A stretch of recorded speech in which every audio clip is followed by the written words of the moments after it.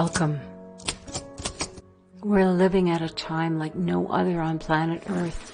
Spiritual, physical, metaphysical, insights, wisdom, challenges. We're more connected by technology and less connected to each other. We're all seeking answers, and we're often too busy to listen for the truth. Her story and his story and our story. I research, I question, I look for answers to share with you, exploring higher visions. Authors and publishers and creatives, all bringing us their empowerment tools, their insights. And I'm mining for those gems of wisdom. In these podcasts, we'll delve into the tears of sorrow, joy, awe, anger and overwhelm, the challenges, the triumphs of life. What works for some people and might work for you. We share the fiery energy of transformation, healing, inspiration, and lots of revelations. I am Catherine Whalen Costin, an author, an artist, a storyteller, a podcast producer and host. I'm a fellow human sharing this journey of life with you on the planet at this time. Let's chat. Let's explore.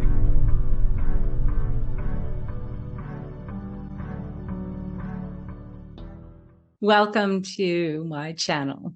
I'm Catherine Whalen Costin. This is the home of CWC Art and Soul. I have got an exciting show for you today. I'm super excited. My guest is Sylvia Vetta, and she is a author of numerous books, which we touched on some of those. One of them is Sculpting the Elephant, the other one, Brushstrokes in Time. We talked about both of those, but her new release is called Food of Love. Cooks up a life across gender, class, and race. With food comes love, and with love comes hope. And I think that she came across with that very well today as we discussed her book and her life. And it's interesting that she married her Indian-born husband when it was regarded with hostility. And that is in her book. She goes into great detail from a personal point of view, and I found it really insightful.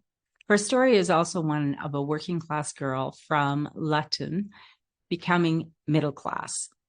And when she says working class, that is near poverty level. But I really get that that's what it was called, working class. And she's a campaigner for libraries because her life would have been very different without access to them. She is on her fourth career after teaching, running a business, freelance writing, and now as an author. And today her book is Food of Love, and that's the one we're really focused on. But she also shared some incredible insights into how she wrote her other books and some of the things going on in the world today and what influenced her writing. So come join me as I talk with Sylvia Vetta from England right now. So welcome to CWC Art and Soul with my amazing guest today, Sylvia Vetta, all the way from England to Canada. Look at that. Isn't that great technology? Welcome to the show, Sylvia. Oh, thank you very much for asking me. And yeah, I mean, you were talking about the world and how we're connecting. Well, I decided to put my computer in front of this chest of drawers, which has rather it's huge, but it actually went to India and back, and I used that in my novel Sculpting the Elephant. Isn't that fantastic? And you know, sometimes it's very difficult for pieces of furniture like that to travel in different parts of the world and hold up. So it's kind of it must have a life of its own. Well, it's basically the same thing happened in Canada, you see, because obviously in the 19th century during the British Empire, there were no planes. You travelled by sea. Well, what happened was you could have an empty cabin. So if you were going to be settling in Canada or New Zealand or India, you could take your own furniture. So this particular family who were going to teach in Missouri in India, they had this huge chest of drawers made. So it's more than 6 feet long. And obviously it would have contained masses of stuff. And it was the volume, not the weight, that mattered. So, but how they, Wow. so, but that happened all over the world. It would have happened, going to Canada as well as Yes. India. Can you imagine the treasures at the bottom of the ocean from all those ships that didn't quite make their trips, filled with treasures from all over the world? It Yeah. is a fascinating thing. And you have had such a fascinating life, such a fascinating adventures. And I love that you're sharing not only the personal experiences, but the history that goes along with it. So it's a really reading your book, Food of Love, is an experience in really feeling like you're there. I felt like I was with you in when you're talking about the different places that I've never been, but you've explained it in such a way that I can feel the energy of the experience, and then the personal experiences on top of that, which makes it super juicy. And then, of course, you added the recipes, Food of Love, which is why did you decide to? We're talking about the latest release, Sylvia's latest book, Food of Love, published by Claret Press, Katie Isvester, who was a guest on this show. If anyone's interested, you can go and listen to the interview I had with her, which is kind of how we got connected because I found your book, Sylvia, on the Claret Press website. So, why did you decide to use food as your sort of theme throughout telling this very delicious story? Well, the reason, of course, I let Katie publish this book was because yeah, I was married to my husband Atom from India when that was regarded with a lot of shame and hostility, and I felt that our stories were wiped out. So basically, although the story is about gender, class, and race, I wanted it to be not a depressing read, and I wanted it to be really hopeful. So at the end of each chapter, I put a recipe, and it started with my mum's scone recipe, my Cornish grandmother's Cornish parsnip, but it soon, when I met Atom, you get the spice coming, right? And my brother is married to a lady of Chinese ancestry. I have friends all over the world. And so basically, the recipes at the end of each chapter are provided by friends and family. But what they show is that in England, at least, our diet was very restricted in the 50s. And so, without me having to even say, you see this enlargement. You see, nowadays, we can taste the world. And my feeling is that even the most reactionary anti-immigration people wouldn't actually want to put the clock back to the 50s when it comes to food. So what I was hoping to show is just that this idea of you stick a culture in a box as if you can put a lid on it, right, is not good, because if a culture is thriving, it expands, it doesn't contract. And that, to me, is the same with love. You get some people. Over 40 years, I was involved in something called KOA. We raised money for overseas projects. And I remember going around knocking on doors sometimes, and someone would say, well, charity begins at home. And I would say, well, yes, you're right. Charity begins at home. It does. But then it's like love. You can put it in a bottle and stop it there, or you can let it become a river. In other words, then it flows into your community, into your nation, and to the world. And so that's really what I hope the role of food is. Because I mean, at the end, I do say, that with food comes love. I And really think love so. And comes and hope.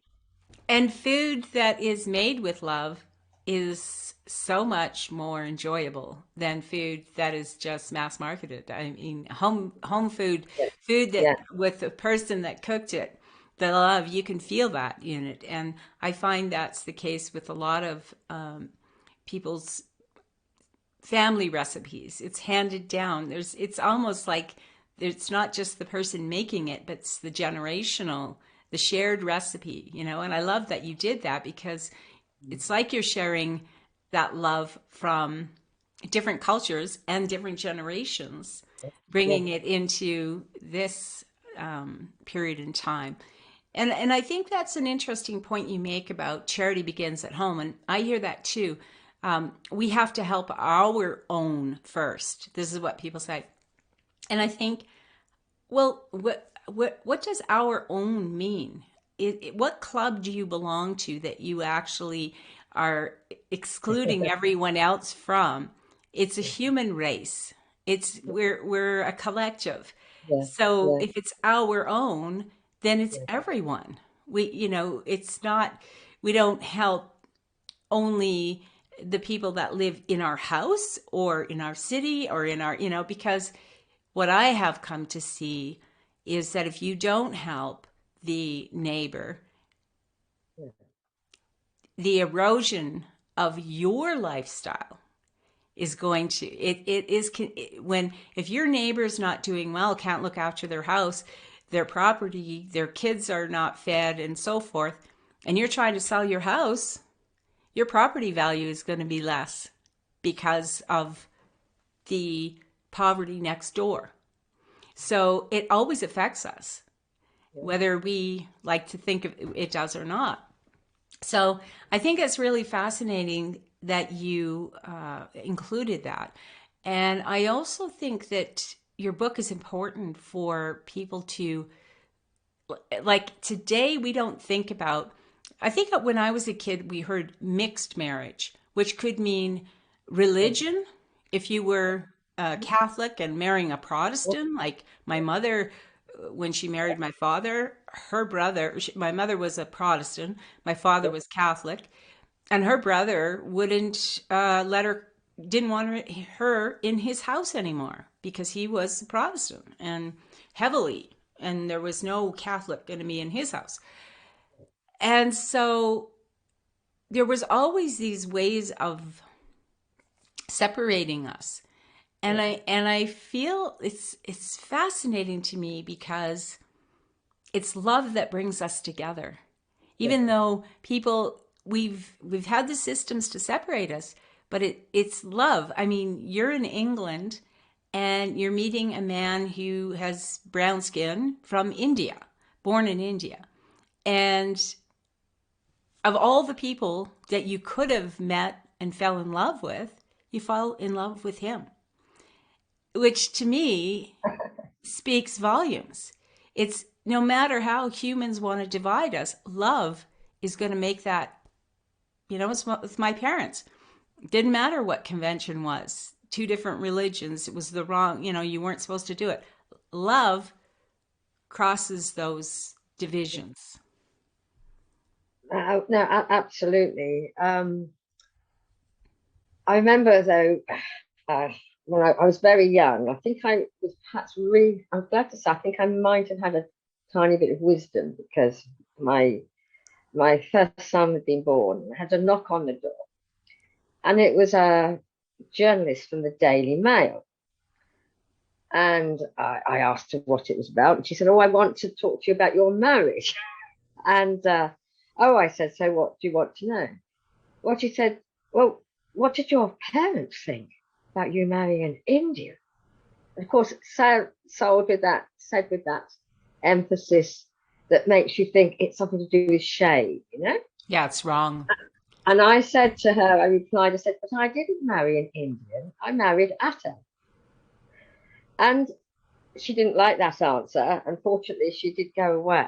That was your husband's name. That is your husband's name, My Adam. husband's name is Atam, Yeah. yes, that's right. And so later on, a friend showed me the article she wrote in the paper. And one of the people she'd been to is a friend of ours. And Graham was a delightful man, very pale skin, very fair hair. But he married, he had a Sikh marriage, you see. And the marriage, and for the marriage, he wore a turban. So basically, this somehow was a great disgrace. And that, in fact, was what Enoch Powell was saying in it at that time in 1969. For some reason or other, it was all right for Brits all over the world, anywhere in the world, to have a kind of, a white British style wedding. But for some reason or other, it was very wrong for Sikhs to do the same thing in this country, to follow their tradition and get married in a turban. Right. And it's like one rule for one people and another. But what they don't realize is just how learning about getting to know other cultures enriches you. So, Mhm. you're talking about food. Well, for the book, I invented a word. I thought, well, if Shakespeare and Donne can invent thousands, I can invent one. So the word I invented is communescence. I like Uh, that. yeah. And so Communescence. Yeah, I like that. to me, it meant if you eat together, you come together. And it was inspired by the Sikhs because when I was in Smethwick, I was teaching that by the end of the week, to be frank, I'd got hardly any money left to go and feed myself. I'd have school dinners during the week and that sort of thing. Well, with one of the Sikh girls I was teaching, you can go to the Gurdwara and they give you a meal.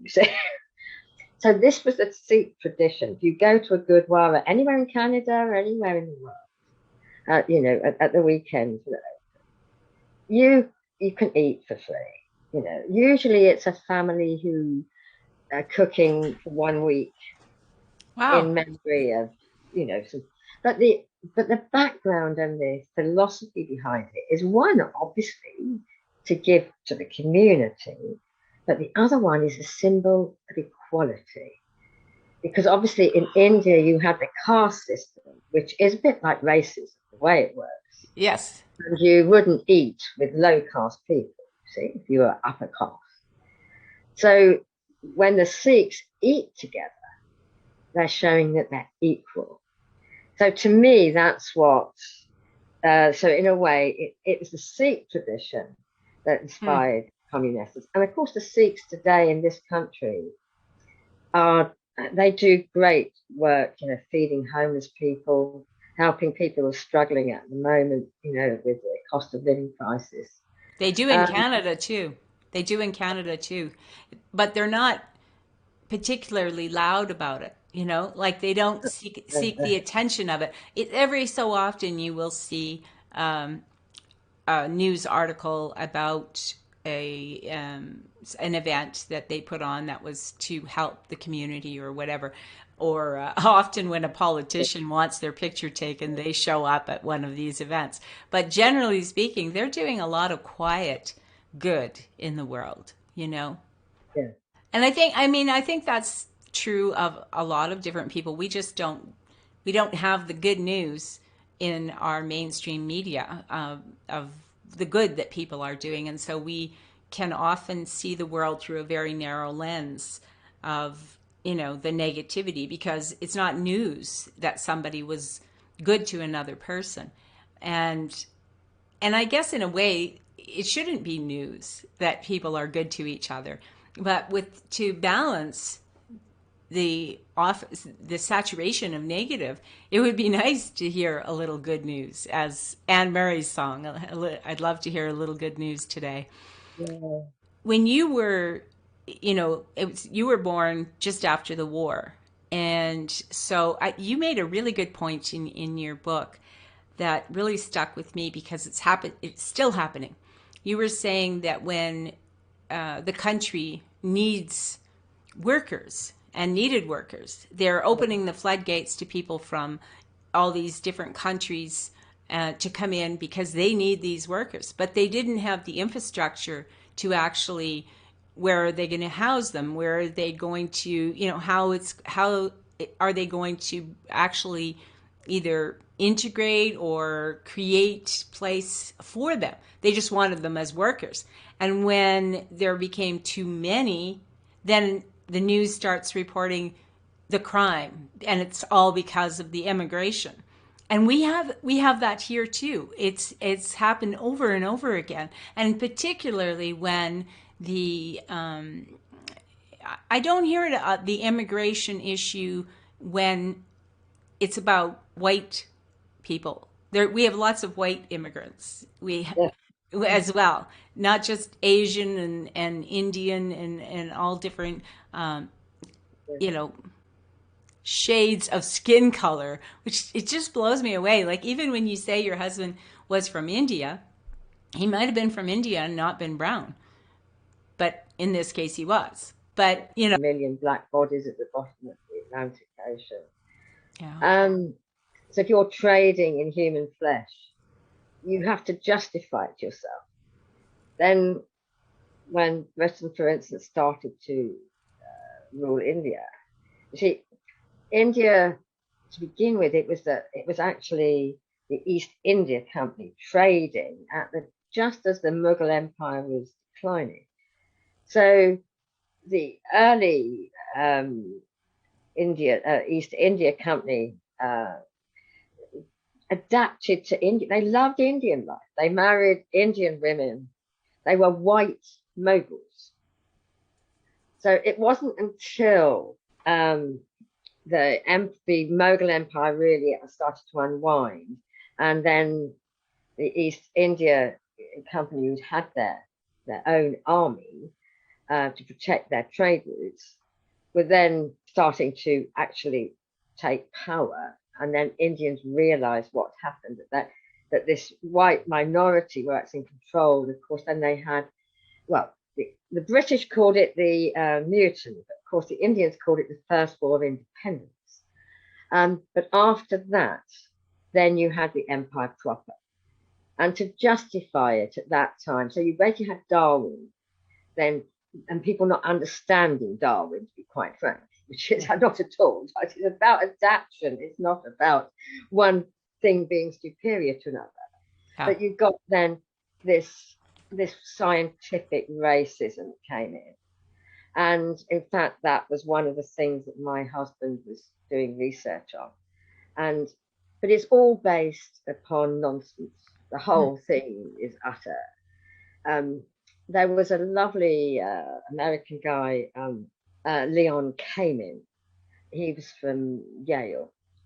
So he came over because it was a time when Jensen was saying that, there's no point in having all these programs for black people in America, all these black kids, because, you know, they're inferior, you know, so it's a waste of money. Do you see what I mean? And so Nixon wanted to end the Sure Start program, you see, that Kennedy had put in and Johnson put in. Okay. And so a lot of these things are always political, and it's to do with political power and certain right-wing ideologies, really. Anyway, so he came over because Jensen had been using this data by a man called Cyril Burt. Now, you know, my memoir is about gender class. Well, Cyril Burt was the head of the London Education Authority at that time, and he was responsible for what happened after the war. So the governments afterward decided that everyone should have secondary education, proper secondary education, which hadn't been the case before. Mm-hmm. Often, you know, my parents left school at 14. So, however, it was a usual thing. There's no point in educating the working class up to that level. Then, you know, it's all in the genes, you see. Mm. So, therefore, you have a tripartite system of education. So you have a secondary, modern, technical, and then grammar. Yeah. But you put in 11 plus so that, you know, working couples have a chance. You see what I mean? And Yeah. he, Well, you don't want to train them out of those servile jobs. You know, you want to make sure yeah, you have enough of the people willing to do the ditch digging and the, you know, sewer work and so forth. but in this case, you see, he provided all this data, see, all this scientific evidence. And there were two women who'd meant to have collected the data. So Leon came over hoping to find these women and to find it and look at the data. So he went to UCL and he asked, had anybody met Miss Margaret and, you know, these two women? Nobody. Nothing on a record. There was no record anywhere in the university of anyone on the payroll, you know, as a student. Uh, Nobody had ever met or knew about of these women. So he had literally made up all his data. Wow. So, and that, I'm afraid, is the same with most of it. Most of it is, I mean, the truth is, we're each of us, this is what most of my books are about, or trying to tell to people, is that, you know, my husband's PhD is in genetics, okay, quantitative genetics, and he's taught me that every one of us is unique. So why do we want to stick us all in boxes and label and stick a label on it? It's much better to react one to one, get to know just like we're doing now. We just Yeah. Well, react one. and when you think about it, whether you believe in God or a higher power or whatever you believe in, if the human is unique, each one of us, I mean, no two of us have the same, even identical twins don't have the same DNA. Exactly. So if that is the case, that would indicate there's a purpose for that. We were never meant to be the same, never meant to fit into boxes, never meant to be categorized into groups, Yeah. even with even gender or skin color or culture or whatever, or and labeled. You know, we used to hear the stereotypes of different cultures being more intelligent than others. You know, like that. I remember when I was a kid, oh, the Chinese kids are way more intelligent than North American kids.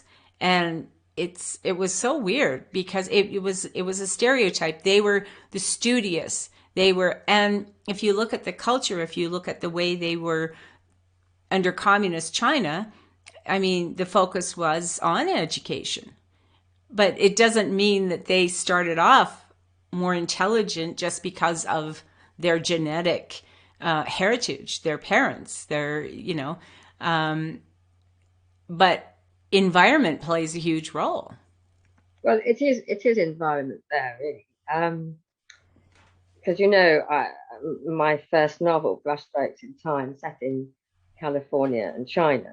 So it's the background detail is completely historical, thanks to Chu Lei, who was one of the founders of the Stars art movement. Ai Weiwei, of course, is quite famous. He started with that. They were very courageous. This one was called Brushstrokes in Time. Brush, That's yeah. yes. I mean, basically, I'd interviewed Chu Lei, and I mean, unusually, I'd actually learnt Chinese history at college, which was very rare at the time. And so I kept an interest in India and China. And so I thought I'm not an expert on China, I don't claim to be, but I thought I was well informed. And I'd known about Wei Jingcheng, the founder of the democracy, but I'd never heard of the Stars. So and they had an informal exhibition which they hung on the railings outside the National Gallery. So this was after Mao died. Because before Mao died, Western art was capitalist and criminal. So, you know, very dangerous ever to look at a piece of Oh. Western. You were only allowed to do socialist realism. So suddenly when Deng Xiaoping started to open up and these artists saw Western art, their art changed. And they wanted to show it to people. They were so excited. And as I couldn't find anywhere to do it, they hung it on these railings. Well, as you can, and loads of people came and loved it. But of course, you can imagine the police took it down. Yes. So the democracy activists persuaded these artists that they'd had their rights trampled on, and they needed to march to Tiananmen Square under this banner that said, "In politics, we want democracy, and in art, freedom." And they did. In fact, when I asked the sculptor at Wang Kaping what he thought that morning when he got up to march, he said, "I burnt all my letters, I burnt all my diaries, anything with a name on, because I didn't think I'd be coming back." Wow. And so that was why I wanted, when I saw nobody else was doing it, and I knew that in China nobody could write about it because it's censored. I mean, Tiananmen 89's in it as well, but the democracy movement, this Stars art movement was all entwined with the desire for democracy too. Well, you've done a great service to humanity by bringing these stories forward, Sylvia, and I want to encourage listeners to go to your website, and I'll have the links and everything that they can find your books, because they're mostly on Amazon, aren't they? Even though you're in England. Yeah. Yes, you can get them on Amazon. Yes. Yeah. Because these are important stories that, as we all know, history is always written by the victor. And until you have the actual people's stories, and that's what I found about Food of Love, it's a real person's an account, your personal account.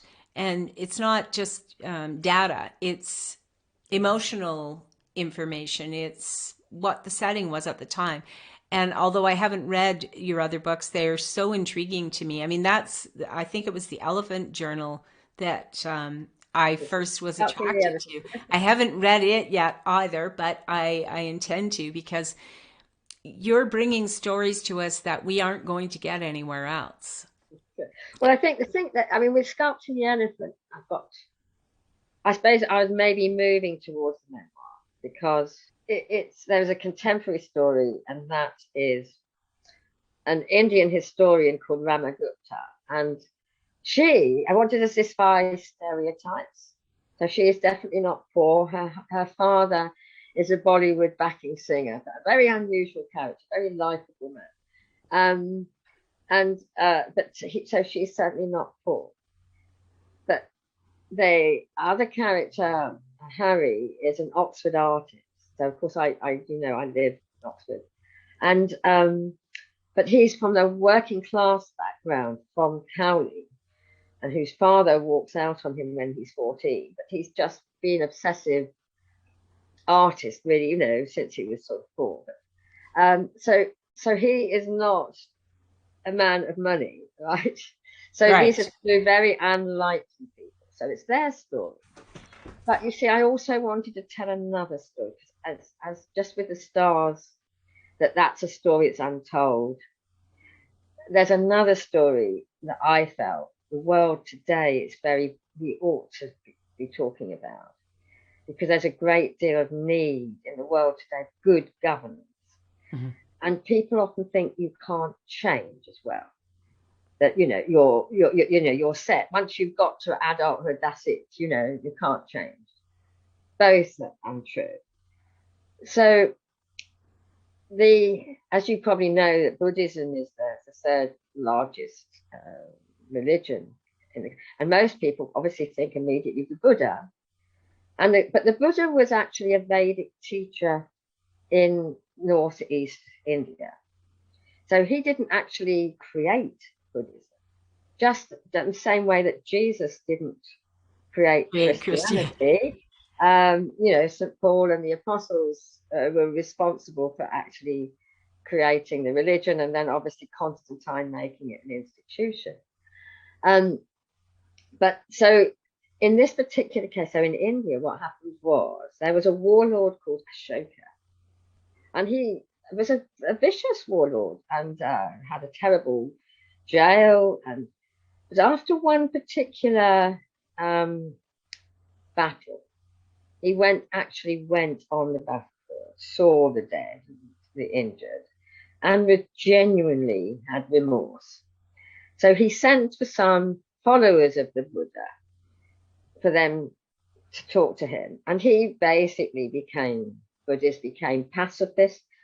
Although when I say he's pacifist, he didn't say that you shouldn't be able to defend yourself. So I think probably Ashoka would be sympathetic with Ukraine, but he said that he would never use violence, which would mean to start anything.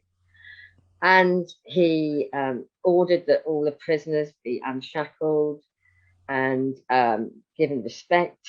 And after they were released, he employed them in his palaces. He was against the caste system. Wow, that was a big shift. A huge shift.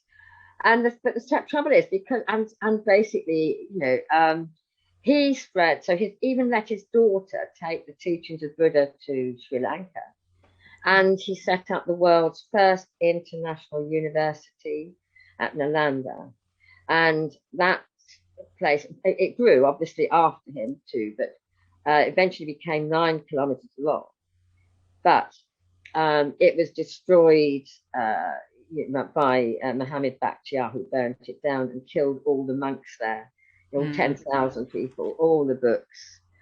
And so anything that was remained in the knowledge there was gone. But it had started even before that, because after Ashoka died, the Brahmins wanted their power back. He hadn't persecuted the Brahmins, but he was against the caste system. He was against. Yeah. And of course, then you got some Brahmin leaders trying to take back control, and so basically, and the language changed. So he was actually forgotten. So this man who had created Buddhism was forgotten for over 1,000 years. Wow. Wow. So it's as you say, it's interesting about history. It is interesting at the different ways that we've been indoctrinated and taught things that were often not true, and the things that were true, it was destroyed. Like, it's not funny, but it's interesting that often when there are wars and someone wants to change the culture, the first thing they do is try to get rid of the intelligence, the history, the knowledge, the base of knowledge that, we've seen this in different regimes that have, killed all of the intellectuals, as they say, and it always amazes me how there's so much fear of knowledge, true knowledge, or facts, or wisdom. And that, but of course, if you're going to try to manipulate people, you have to ensure that they don't have the capacity to understand, keep them uneducated so that they can, be fully dependent. I mean, true freedom comes from education, and not necessarily in the traditional school setting, but real education at life, and learning from people like you, Sylvia, who are sharing true, knowledge of events that happen in history and that also are affecting us today. And like Food of Love does that. It brings awareness to things that you went through, but also how we're still dealing with a lot of that. And the same with gender bias. You got educated, but it really wasn't normal for a woman in your station of life, was it? Well, I think it's like you say, I think it's not just it's access to books, which is why I'm a huge believer in libraries and a campaigner for libraries, because yes, my parents encouraged me to read, but they wouldn't have been able to afford to buy me books. But I had access to Luton Central Library, and there's the world, and that's where, mind you, of course, a different kind of world, as you say.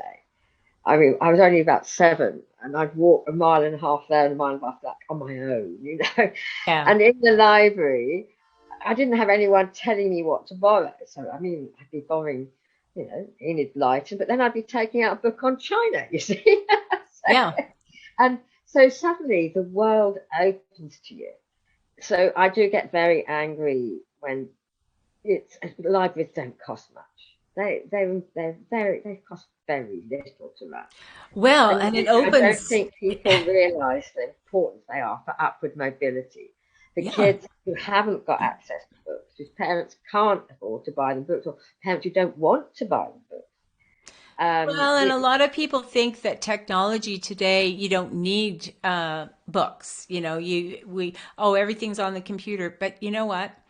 It is not the same. I find that I can read books on the computer, but if I really want to enjoy a book and really take it into me, I need the paperback, a cup of tea, a blanket, and I mean, I could read into the wee hours of the morning and be totally taken away into another world. And I think that's what the power of books, and it because there's something about reading it on the computer that is distracting. I don't know why exactly it is. It could be because your computer makes noises, beeps at you, tells you notification that somebody liked something or sent you an email. Whereas when you have a book and you're away from everything else, you're you're in a different world and you can really take in the information. And libraries have, I mean, we listen to so many people who are real success in the world who consider their lives to be successful because of a library. Because of a Exactly. library. Yes. I mean, I wouldn't have passed my 11 plus, so I wouldn't have had the life that I've had if it hadn't been accessible. But you see, I agree with what you're saying. I mean, I'm the same as you. But I think a lot of adults don't mind either way on screen or book. But children are different. I don't know of any children who really learn to love reading, who learn to love reading on a screen. So, and so access and there's so many wonderful books for kids, and Yeah. that's when they learn to read for pleasure. So Yes. I interviewed, I did this thing I used to write for the Oxford Times for 20 years. The 10 of them, I cast away really inspirational people on an island I invented called Oxtopia. And one of them was Michael Rose. And I don't know if he's known in Canada, but he wrote Going on a Bear Hunt, but all sorts of children's books. But he was our children's laureate for a while. And I interviewed him, and he said the evidence everywhere in the world, all cultures, is that children who read for pleasure are usually 3 years ahead academically by the time they get to 14. But to me, it's a no-brainer because Yeah. if you want to be a good athlete, you have to train. Right? So, But if you even being an athlete, if you have the ability to read, you can be taken into a world of athletics. Somebody's experience, what they learned and how they did it, and be inspired. And, whatever it is you want to do in life, reading is one of the primary tools to yes, access yes, anything, absolutely anything, whether it's higher knowledge or how something works, how yes, to a recipe. yes, You need to be able yes, to read to, and you need to do a little math too to understand measurements and so forth when you're with a recipe. And all of that does come from having the access to books, to learning, but often in a lot of societies, girls were not given that same freedom to even not just access to, but the freedom to learn. It was, you don't need that. I mean, after all, you're only going to be a housewife, or you're only going to be a mother. You're not going to ever be anything beyond that. And even being a housewife and a mother, you having the knowledge, being able to read is pretty helpful. So, as you say, I mean that's the wonderful thing, of course, about. I mean, probably the greatest writer in the world today has to be, I think, Margaret Atwood, nice Canadian. And yes. obviously, with The Handmaid's Tale, that's the point. The patriarchy keeps women oppressed and under control by not actually letting them have access to books, not letting them,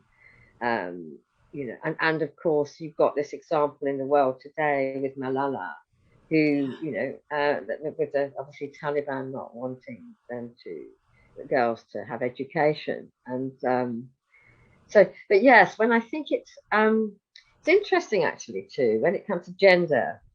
Yes, that's in my book too, but from a different perspective, because I was in business from 1983 to 98 in Oxford, and the experience, to be quite frank, was one of exclusion. So, because I think in business, what matters sometimes is networking. It's having access to information and knowledge. Well, all the property in the centre of Oxford was all owned by the colleges and the town council. Apart from, there are only 5 in private hands. So the agents for the colleges and the businessmen would meet in the Clarendon Club, but of course they didn't allow women in. Right. Similarly, there was a very good organisation called Rotary, which does good things, but again, Rotary was only for men. And there's the Freemasons, only for men. Yeah. And I'm sure, they were the golf club, but women in business, we would never have time to play golf. So, and I don't think they would have probably played us anyway. So all these networking opportunities were completely and utterly denied to women. And I don't think people realise, well, obviously different things in different parts of the world. Well, it isn't just to be able to get a job. I mean, the inequality in the pay, the inequality in the who gets hired. But like you say, part of who gets hired, we all know it's who you know.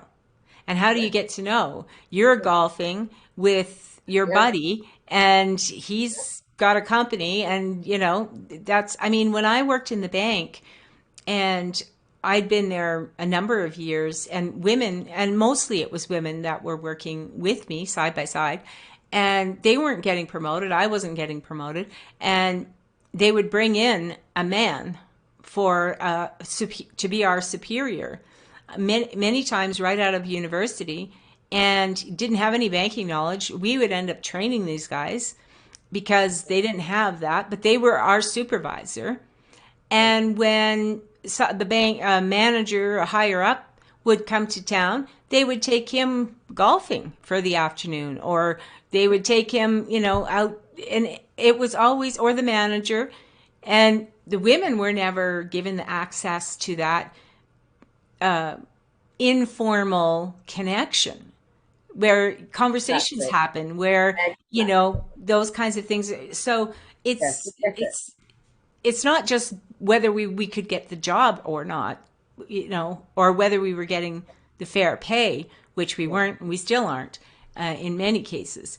It's rare that I mean, even I remember, I mean, we're not talking that long ago, where I was trying to get a raise, but they knew I was married, and so I didn't need it. I didn't need to be paid more, even though I was doing more, and but they knew I had a husband, and so therefore, that by itself didn't.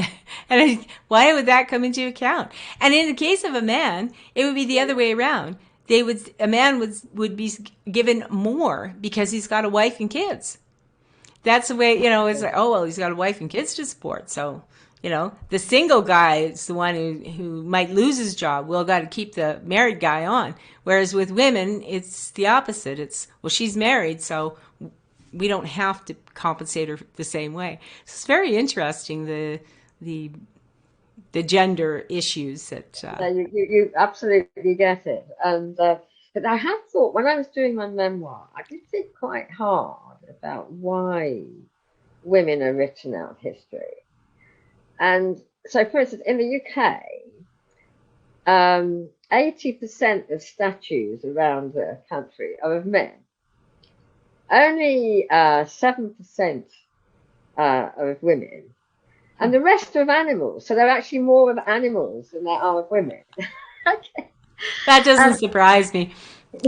and I thought about it because, I was telling you about this Castaway series. Well, it was coming to a point when I'm afraid our local press, which is owned by an American company called Gannett, which is really more an accounting company. So it's led to a big decline in the local press. Very sad. But they'd obviously decided that they were going to do away with all freelance writers, so that the writing was on the wall. So I kind of got wind of this, and I said to the editor, I'd like to end the Castaway series well. I don't want it just to be dropped. Because for my last one, I wanted to do someone who actually lives in my village, Gillian Cox, her name is. Now, Gillian, the editor was not keen because the story is not at all sexy, and the magazine was becoming a lifestyle thing. That's what they now image for it. That Janet wanted. So that the story of Gillian was definitely, but because it was going to be the last, she indulged me, and so I did it. And as far as I know, my story of her is the only one out there. So the story behind her is this, that her father got what we now know as Alzheimer's in his late 50s. And her husband was well known in the university, geologist. And at different events, she would ask people, why is it? What's happening? And it led to the first really big study of Alzheimer's. So what they asked people to do was to donate their brains, really, when they died. Right, so right. In fact, her father was one, you see. And then she, of course, realised that you need to do something practical as well. So out of that came the Alzheimer's Disease Society here. And also she founded then the first day centre nearby in a little town called Abingdon, which helped so the carers could have some time off. Right. But then she realised that there's a real problem, like when people with Alzheimer's get into homes. So there was a lovely guy. I mean, he was actually from St Vincent, Steve, who was a deputy director of mental health in Oxfordshire. So together they went around the country looking at homes to try and find the best way to care for people with Alzheimer's and dementia. And really they found nothing very much. Yeah. Most of it was containment. Mm-hmm. So they decided they would have to do it themselves, come up their own ethos. And they started the first hospice for people with terminal mental illness in the world. And it's called Vale House, and it was in Botley Road in Oxford. Now, Princess Di opened it, and so there is a big plaque on the wall, that Princess Di opened it. But there is nothing anywhere about Gillian, without whom none of it would have happened. And the truth is, she is the kind of person who wouldn't expect it. She was doing it because she cared. Mm-hmm. She wasn't expecting any acknowledgement, any awards, any honours, and she hasn't got any. But my feeling is that is a problem. I think a lot of women are like this. We do things because we feel, a passion about something. But I'm sure if a man had done it, there would definitely been a plaque on the wall at least. Absolutely. And very often that would have been even in part of the negotiations to do it in the first place. It would be, and there will be a plaque on the wall for me or for my, that will, I'll do this in the honor of my father or myself or whatever. Um, because oftentimes men are taught to negotiate for in everything. And women aren't taught to negotiate. Women are taught to beg, very often beg, and come towards things in a position of begging instead of asking, asserting, demanding. All of those things are considered to be wrong for women, but men do it all the time. I mean, it's part of their training, and women are not trained to. I mean, the names women are called for being assertive, for Yeah, being, it's the yeah, names come out, right, yeah. and there is, it's really sad because I really feel that the more that we keep trying to put some people down in society to elevate other people, in particular white men, uh, even though we're denying the white men are also carrying an unhealthy burden because they're not equipped to do some of the things that the other people are. Each of us is unique. So just because you're white and a male doesn't mean you have the skill that this Asian woman has, or this brown man has, or this, it's, we each have our own unique gifts, and we're denying all of humanity the gifts. And everybody loses. And it's, I mean, that is the patriarchy, and that is why it's so, I mean, it's so obvious that it has crumbled, and that we're seeing the last dying throes of people trying to hold on to it because it doesn't work. And it hasn't worked for a Well, long time. um, I hope you're right. I'd love you to be right. Um, but I'm not so sure because, um, you know, I suppose I was born in, like obviously my early adulthood was the 60s when we really were optimistic. We really thought we could change the world for the better. But then we got Trump and he's bragging about grabbing pussy. And I mean, you But know, that's all been there and then, all along. That the thing about that, Sylvia, is all of that vile, corrupt, egotistical stuff has always been there. The thing is, it never had the microphone before. People didn't, and so by our press being bought by people like him, people that yeah, like that kind, like you said, the story wasn't sexy enough for your yeah, newspaper, and so using women for the sexual, our sexual energy, our sexual power to sell, to promote, to exploit, all of that, but not actually women, just our the image of women, not the actual woman. yeah. And But so, things that can also time does go back sometimes. I mean, not just Roe versus Wade in America, but if you think of Afghanistan, mhm.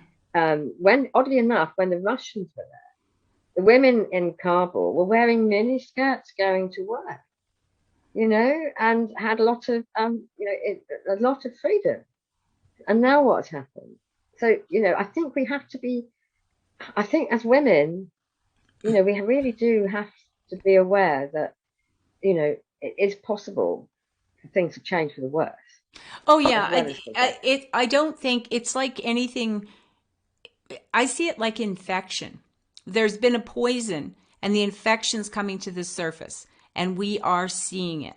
And what do we, if we keep putting the band-aid on top of the infection and not dealing with it, it is going to get worse. We have to deal with it. We can see the infection now. That's the difference. We couldn't see it before. And another thing that I'm reminded of, I think it was Marianne Williamson in her book, Healing the Consciousness of America. One of the things she pointed out was the 60s movement and how everyone we were working towards equality, equal rights, to end the segregation and apartheid and all kinds of, human rights across the board, and peace, to end wars, and then John F. Kennedy was killed, then Robert Kennedy and Martin Luther King. And the way she said it was, those were the three shots that rang out that shut it down, because people said, if they can do it to them, they'll do it to us. And that's when the people who were anti-corporate, they just went back to the old ways, put their heads down, and, got back to work. She's really clear about how that hit America, the United States of America, I should say. But I think it was, and then Gandhi, and then, John Lennon. There were several people who they wanted to do good. They wanted to bring about change. And I mean, that's how controllers do it. They take out a symbol that people are following, that they're believing. And so, but I think that's that revolution that was happening in the 60s is coming back. And we're seeing the extremes right now. We're seeing how corrupt and broken the patriarchy is, and the new is being born at the same time almost. That's how I see it. Now, I could be totally wrong, but I'll just keep believing it because it makes me feel better. Certainly, looking at the women of Iran at the moment, I mean, one's just bowled over by their courage. I mean, it really, and then obviously in Ukraine, the young people, men and women, and at the moment in China, it's quite interesting. There is no part of the world there's no part of the world that's just saying, oh, well, we'll just stay back in the 1950s. It's a wave, and it may not be a really high wave yet, but it is a wave, because when you think about the women in Iran, women in Afghanistan, like you say, there's this other, women are usually the casualties of wars, of that kind of women and children. The guys at the top couldn't care less about the human casualties. They couldn't care less about it's driven by money. War is a machine. It's a racket. There's a book about that. The Butler, I think was his name, that wrote it. War is a racket. He was a soldier. And it's always been that way, but we haven't been educated, or we didn't have access to the information to notice that, what was that war really about? It's like Hitler blaming the fire on the building, the Reichstag, I think it was called. Yes. So in order to start conflict, I mean, we've had those kinds of incidents throughout history, and it's only because of our ignorance and willingness to believe that hate that we've been, accepting all along, that it was the Jews' fault that for unemployment, there was the Jews' fault for, the poverty of the rest. Those kinds of stories, if anybody had half a wit, they would have figured out that was a lie. But they couldn't figure it out because you're saturated, steady, and fear, of course. Fear is, if you disagree and spoke out against it, then you were the enemy of the state. And I think women in particular are very aware that we're tired of bringing children into the world only to be slaughtered in old men's wars. We just, everywhere. That's 9 months of our lives, bringing a beautiful child, healthy child into the world that we, and then for what? I have two sons that were in the military, so it was very close to me. I was very aware of that reality, and they weren't killed, so I'm grateful for that. But at the same time, it's something that I've thought a lot about. But for you, Sylvia, what I find fascinating is that you've written so many books bringing us stories about real life, about even the ones that are fiction, but they were kind of based on other people's stories, and it's helped us.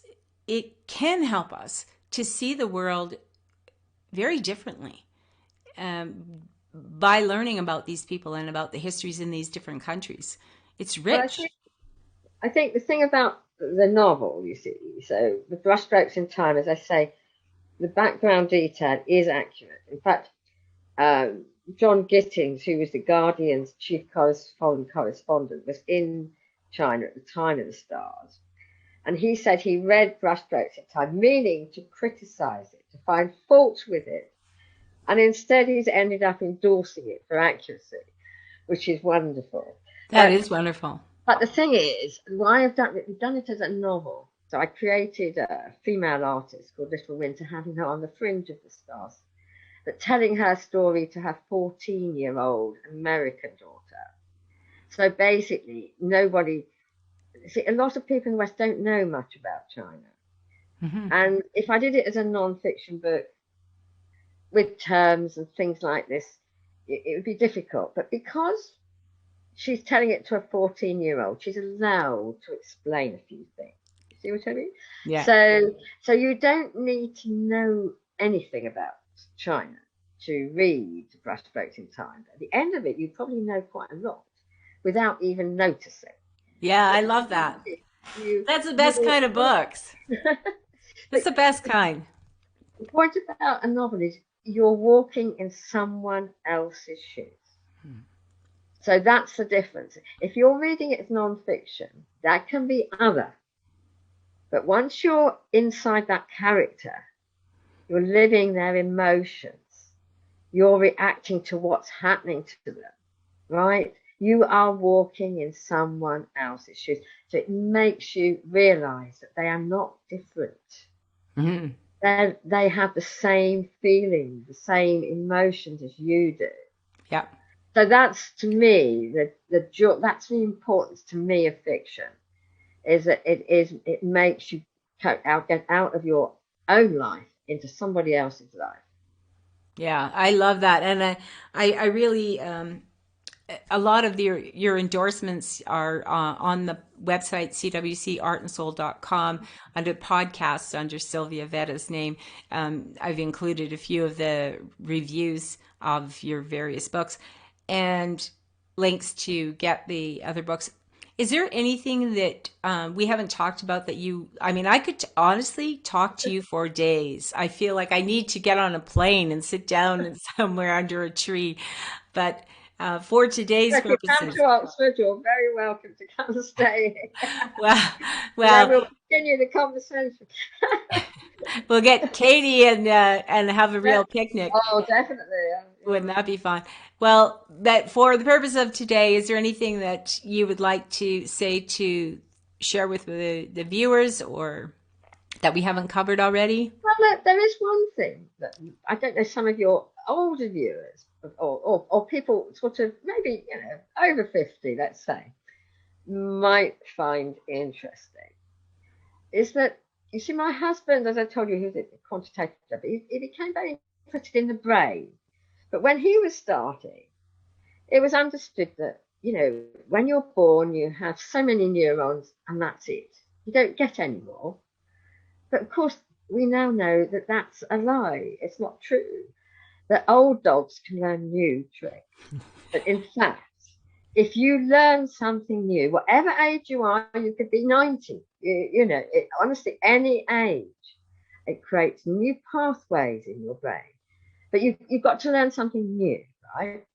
So in the Castaway series, I cast away over 120 people, very inspirational from 5 continents, but all with links to Oxford. Well, there was one guy who he'd been a master at college, and when he retired, his wife said, "I think you need an MOT." And he went to his GP, and his GP said, "Well, you are a bit overweight. I think you should." So he said, "What should I do?" "Well, eat less and exercise more." Well, Christopher said to him, "Well, I think I prefer the exercise bit." So he said he started to run, but he was so depressed when he got back. He'd run 200 yards and was breathless. But he and his wife said, well, don't worry, just do a bit more each day. Well, within a year, he ran his first marathon. Wow. Next year, he ran from Oxford from the source of the Thames to London, which was about 3 marathons. Wow. And then another year, he went up to the Lake District and he joined in the 7 marathon. And he was 65 and he'd not really run before. There was another guy, wonderful one, probably a really unsung hero called Christopher Watson, who was a physicist, but he actually helped, I think, save a terrible disaster. But again, he was a singer as well. He founded the Oxford Leader Festival. But when he felt his voice wasn't quite like it used to be, he wondered what else to do. So at 67, he learned to play the cello. Now, I'm afraid I'm not as good as that. I don't think, but I'm sending it out as a message that, life doesn't have to end at any particular age. I agree, 100%. You can learn at whatever age you are, and you can expand your own brain, right?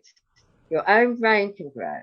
And of course, what I would really like is if we would expand our culture to embrace difference and to realize that just like food, when you eat different foods and different cultures, it enriches your life. It doesn't make you poorer. It actually makes you richer, and and that can be the same with everything. That we need to reach out to each other, to connect to each other, and realize that we can learn a great deal, and our own lives can be much richer for that, just simply by doing that. I love that. Absolutely. That is so true.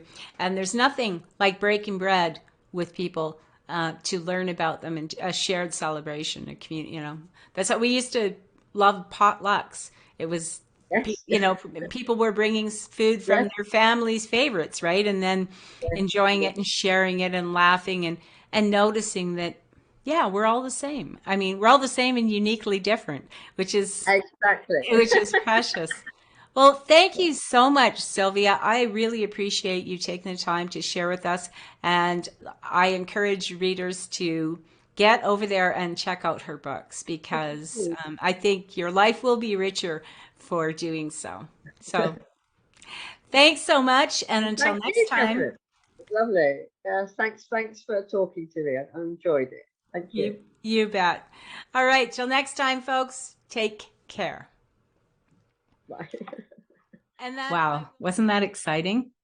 Interesting, insightful, mind expanding, lots of resources available. You can get Sylvia's books and all the links to her information by going to CWC Art and Soul and go to the podcast section, and you'll see her name, Sylvia Vetta, and the links are there to access more on her books. And as she said, they're all available on Amazon. So even if she's in England, we can get them here in Canada. So I think it's super exciting to be able to explore with people who've lived. As she said, she was born just after World War II, and a lot has happened in the world since then. She is a fountain of information, and I really, truly could talk to her for days. I hope you enjoyed this, and if you did, like it, subscribe to the channel, share it, comment. I'd love to have your comments on this one so that Sylvia can know that what she contributed today has inspired you in some way. What are you doing? What books are you reading? Are you interested in these topics? Thanks so much. Thanks so much for watching. And until next time, take care.